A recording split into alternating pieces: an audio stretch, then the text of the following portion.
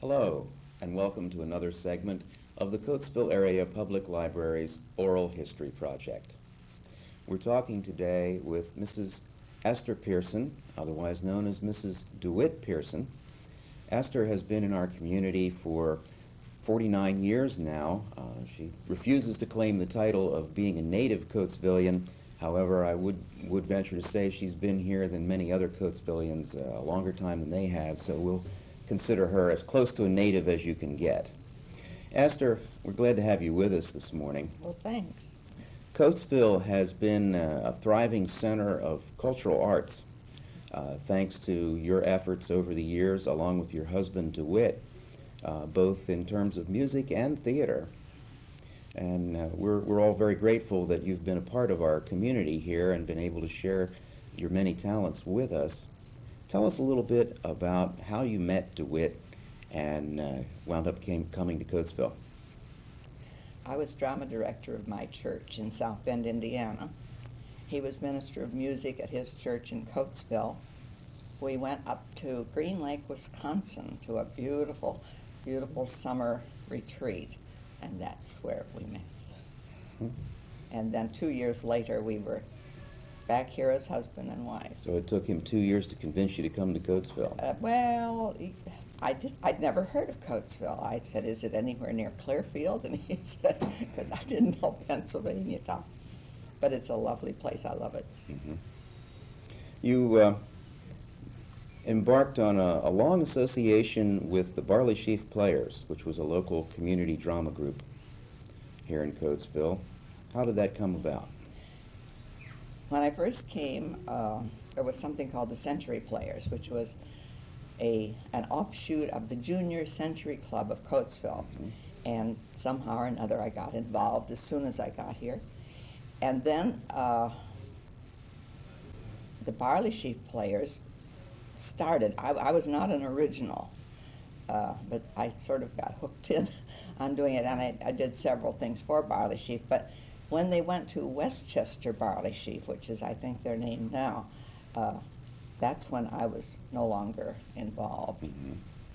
Performances took place in a number of places, mostly in schools here in the area. Mm-hmm. What school buildings do you remember playing in? Oh, well, Scott, which is a fantastic auditorium, fantastic sound, fantastic lighting. I just hated to see it go. And of course, what is Benner now was at that time Gordon, and we did some things there. Mm-hmm. You know. In terms of musical activities in our community, I know DeWitt had been associated with a number of churches, and of course the Coatesville Choraleers. Give us a rundown on some of his accomplishments. Well, may I go way back? Please do. Well, I guess before 1922, DeWitt's uncle, Orion Ford, Mm-hmm. who was, of course, obviously I never knew him, they said was a fantastic musician. He organized a group called the Washingtonian Minstrels. Mm-hmm. Now that was in another time, as you know. And Bob McFalls, I'd say about 46 or 45, started the Washingtonians, not called minstrels, and it was a group of 80 men. Oh, fantastic. You may have seen some of the material. They sang at the Republican National Convention Mm-hmm. when Dewey, so that's a while back. And DeWitt said they left here. I don't know if they went by bus or by car, but they were taken to Philadelphia with sirens going and a complete motorcycle escort all the way to wherever it was that was taking place. Then they had one girl that they wanted to do a solo. I don't know her name. It was before my time. Well, that was the breaking point. So then eventually there were 8 girls got in with all of these. And they did shows at Longwood and of course at Scott, where people used to stand in line overnight to mark out their seats, if you can believe that. Yes. It's a lot different than it is now. Then DeWitt and I got married. And on our honeymoon, we'd been married about 2 weeks, and we're up back at Green Lake where we had met.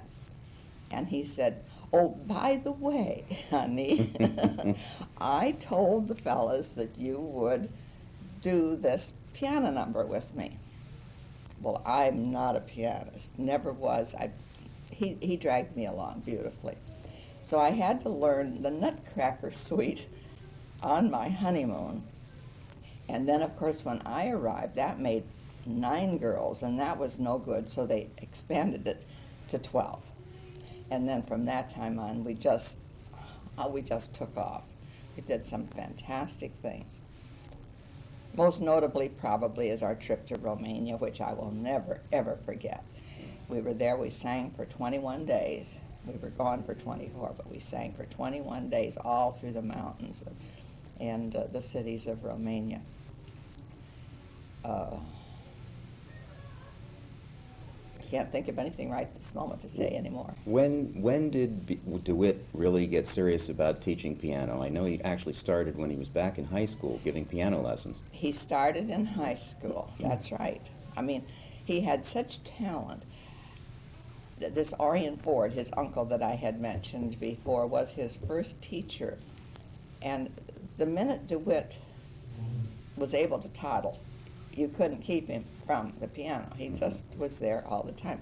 And as you know, he had a dislocated hip in utero, so he had a little problem that he could not have done many physical things, really hard physical work. And so it was a blessing that he had that. He said his uncle was teaching him, and that's hard for a family member to teach a family member. And DeWitt said to him, "I don't like sharps." And he had nothing but sharps for 6 months, and he liked sharps after that. Well, I know I was one of his piano students Oh, for a yes. while, and quite a few of my friends were also. Oh, yes. He had a grand total of over 1,000 Oh, yes. piano students. Oh, yes. And if you want to know when you took, or if you want to know what you played in the recital, I can tell you because I have all those records. Well, I remember what my first recital piece was. So. And it's frightening, isn't it? Yes, it is. Yeah. Esther, I know you've had also a long association with the Coatesville Library as a librarian and in subsequent years doing a lot of volunteer work to help us out. How did your association with the library begin? Well, of course, as soon as I hit Coatesville, I had to find where the library was because I do like to read. And at that time, it was located in what is now the City Clock Apartments. It was, I don't remember the name of the bank that was. Well, anyhow, it's the big bank building there. It was in the back of that. And that's where I met Jean Espinchade, who was the librarian and who was a longtime pupil of my husband's.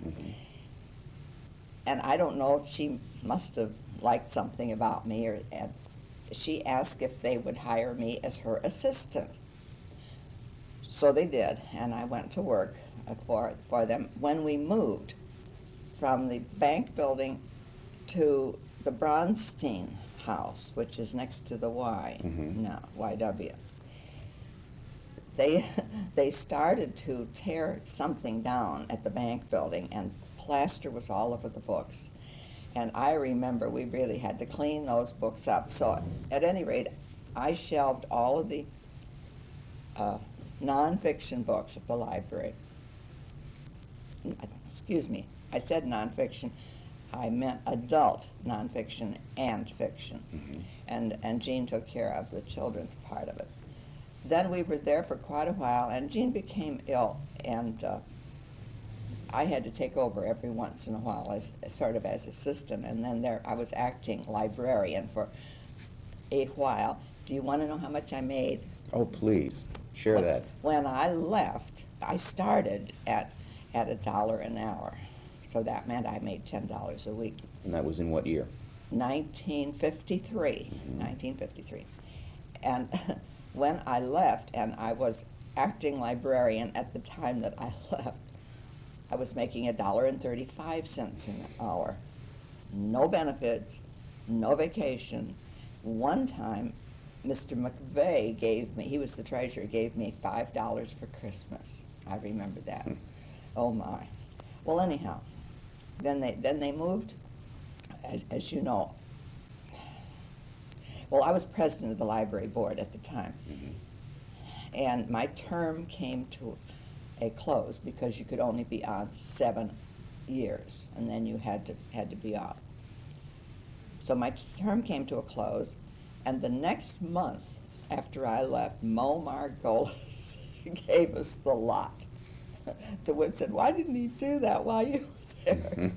But he didn't.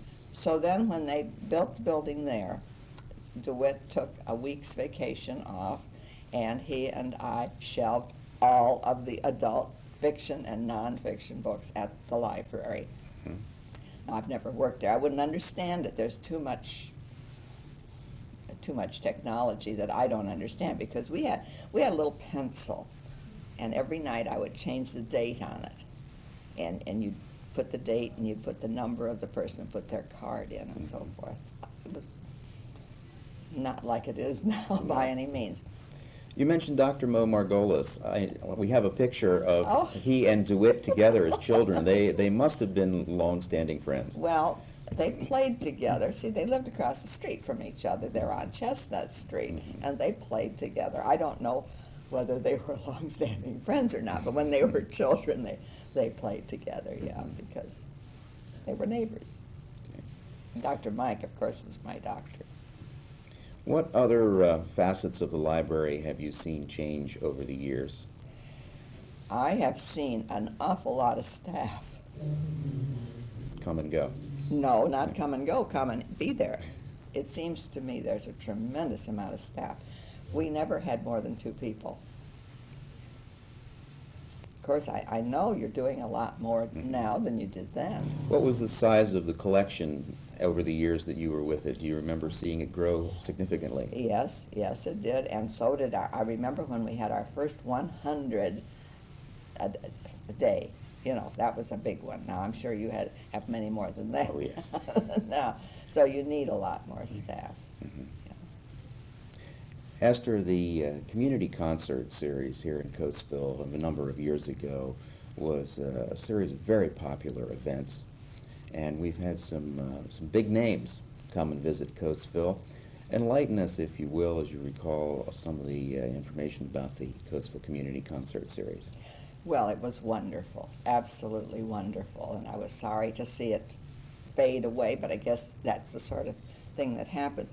One time I remember specifically, William Warfield was singing here, and of course he was in his heyday. Mm-hmm. And I could not attend because I was in Downingtown stage managing Dear Ruth for somebody or another, I don't know which outfit.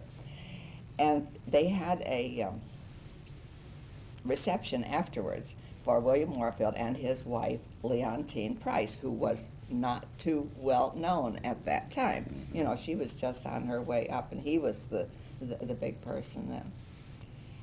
And I was able to go to the reception after Dear Ruth, and I was able to shake William Warfield's hand and Leontine Price's hand. Oh, and I can't remember the name of the doctor that lived over on Merchant Street. They had such a lovely home. I don't think it was Dr. Stokes, but I don't remember. And I was really thrilled to be able to do that. But we had wonderful concerts and mobs. You had to come. You had to get there and plenty of time, or you wouldn't get a seat. And where were these concerts held? In Scott? Well, they were held at Scott originally, and then, of course, went down to Cash. Mm-hmm. I say went down. I guess we are in Cash. In keeping with the theme of Coatesville concerts, I know DeWitt had a long association, in fact, over 25 years, with the Coatesville Choraleers. And you were a member, of course, and some people that I know were members, too, as well. Tell us about your association with the Choraleers. Well, first, I enjoyed your father very much, working with him in the Choraleers. Yes, DeWitt was, he did play for them for over 25 years. And I remember one time, of course, my husband was older than I. Of course, we weren't as old then as we are now. I remember some Scott kids with a little, I don't know if you'd call it a rock band or what, but anyhow, I mean and the curtain wouldn't close. Oh, dear. So those kids and DeWitt, and he'd never seen them before, they'd never seen him before, and they jammed on stage, and it was just fantastic. They had a This Is Your Life for DeWitt out at Dutch Town and Country, which I have no idea what's out there now. And that was just great. And then he retired in 1978. I know the Choraliers did quite a bit of traveling around the area. I can Oh. remember as a child going to Atlantic City when you played on the Steel Pier. No. Ocean City. Ocean City, I'm on the sorry. music pier. Yeah, that's it. We had a member, Andy Lemhenny, I who remember Andy. sang on the Steel Pier when he was a child. But no, we went to Ocean City every summer. Oh, it was just wonderful. You know, you have wonderful memories of these things. I remember the Choraliers always having some sort of a theme Yeah. to each of their performances. Well, we And did- one in particular was a takeoff on what was then a very popular show, the Andy Williams Show, Yeah. and Andy Lemhenny being the host of it. Yeah, very well, very well. We usually did a Broadway show as the beginning. Unlike most musical groups, the Choraliers, and I guess the Washingtonians too, although I was not in that as long, started with the fun part and then ended with patriotic and religious, which, you know, usually you get to the fun part at the very end when people want encores and so forth. But we usually did Broadway shows. I mean, we did South Pacific, we did My Fair Lady, we did, I can't remember all the things that we did. Song of Norway, I remember sewing buttons on Jim Snyder's coat that were supposed to be there. And The Choraliers went on for quite a number of years. oh, one time I remember we went to Washington, D.C. We were singing for the Chamber of Commerce down in Washington, and that was the year we had done Lil Abner. Oh, yes. Which was real cute. And I remember Jim Snyder and somebody else, I don't remember his name right now, singing to the senators and everybody that was out there, "The country's in the very best of hands." And I Yes. thought, well, I wonder. And that was a thrill. I remember we went to the Willard Hotel, that we had a suite to dress in and everything. And I was so touched because I felt I was walking the same halls that Abraham Lincoln had walked.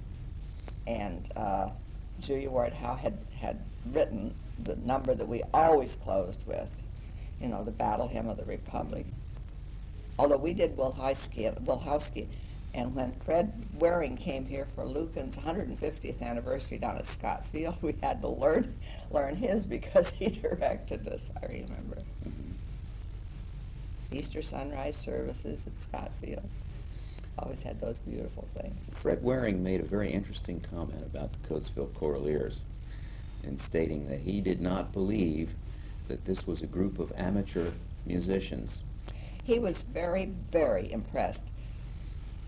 They were amateur in this respect. They were not paid, but they were professional. If I've ever seen professional, and I remember talking to Mr. Waring out on someplace up there when we were up at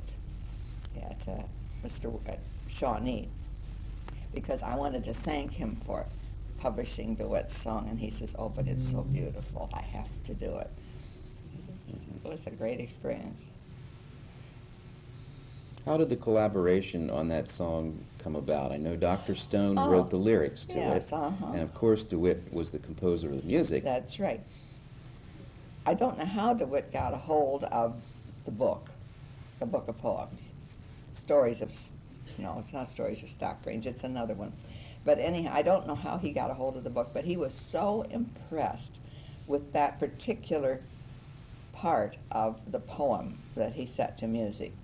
You know, "Speak even a whisper," and so forth, "Oh, my father," that he called or wrote to Dr. Stone, who was a sweet person, and asked permission to set it to music. Well, of course, I thought he did a fantastic job. I thought it was just beautiful, and it is just beautiful. So then the choraleers liked it so well, they said, we'd like to take this up to Mr. Waring. So we took 2 buses, and Dr. Stone was with us. It was quite a day, and they sang and presented DeWitt's song, and that's when Mr. Waring did it. In discussing DeWitt's musical career a little further, I know that he's been associated with the First Baptist Church Yes, and also the synagogue. Which synagogue? that's Beth Israel. Beth That's right Israel in back Synagogue. of the. Mm-hmm. Right in back And of the he's been an accompanist and an organist and et cetera. just more than you can imagine. Yes. I remember one time, he was unique in this respect. I thought he was anyhow. I had a call from the rector at the Episcopal Church at 11:15, and he said, "Is DeWitt free? Could he play a wedding?" And I said, "He's teaching." And I said, "When's the wedding?" He said, 11:30. So I didn't even ask DeWitt. I just got the car and brought it around front. And then when he finished teaching, I said, "Get your coat on. You're going to play a wedding." Yeah, that's the sort of thing. There was never a dull moment. He was always in demand, I'm sure. Did he ever have any real scheduling conflicts where? I don't remember any. Okay. I do know many times we only had 15 minutes to eat dinner because of pupils. He had so many pupils. And he said, and they all went 4 o'clock. Yeah. Back in the 1960s, there was a new piano purchased for the school district, and DeWitt was asked to come and do a dedication of that piano. Mhm. It was a concert Grand Steinway, and it was at Scott. Mhm. I don't remember everything he played, but I know he played Police Chanel. I remember that. I remember being there with him as he practiced on it, and it was beautiful. And he accompanied a number of singers. No, that was another time. Oh, tell us about That was another time. Bob McFalls and, oh golly, I just told you a minute ago. There were 4 people, including Etta J. Stroud and Bob and DeWitt, were honored. And he had to play for, Bernie, well, I can't think now. He had to play for almost every group that was there before he got his, and I have it on tape. Mhm. Yeah. There are just so many I can't remember. There's so many wonderful things have happened. Mrs. Pierson, I'm looking at a newspaper clipping dating back to 1982, and it's an article about your husband, DeWitt. It says that Pierson has seen a lot of changes in Coatesville after living here for 75 years.